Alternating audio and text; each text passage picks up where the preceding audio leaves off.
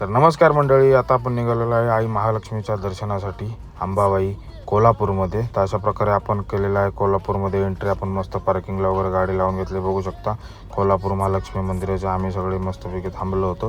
तर अशा प्रकारे एक एक एक सगळे आले. तर आपण बघू शकता ही आहे आपली एंट्री. तर आपण एंट्री करणार आहोत अशा प्रकारे, कारण का इथं आपल्याला काय समजत नाही. इथं भरपूर 4-5 एंट्री असल्यामुळे आपल्याला काय समजा नाही.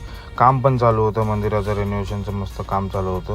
त्याच्यामुळं ही बघा, ही पालखीचं पण आम्हाला मस्तपैकी दर्शन वगैरे झालं.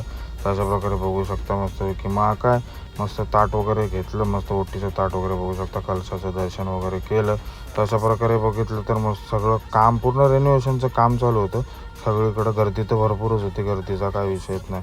तर लाईनीत वगैरे लागलो मस्तपैकी, बोललो चला आता हळूहळू पुढं झालं. बघू शकता तुम्ही दगडाचं कसं रेखीव काम वगैरे आहे. तर आम्ही आता एंट्री करत आहोत. तर एंट्री वगैरे केली, आतमध्ये पण गर्दी होती. तर मस्तपैकी एंट्री केली, बघू शकता दगडाचं वगैरे कसं एकदम जुनं बांधकाम आहे. तर मस्तपैकी आलो, परत दर्शन वगैरे केलं. मग चला बाहेर जाऊया बोललो, जरा शॉपिंग वगैरे छोटी मोठी करायची होती, तर ती कापून जाऊया बोललो. दुकानात मस्त दुकानं होती. तर दर्शन वगैरे करून आपण सगळं शॉपिंग वगैरे केलं. तर अशा प्रकारे भेटूया मित्रांनो नेक्स्ट व्लॉगमध्ये. धन्यवाद, थँक्यू सो मच.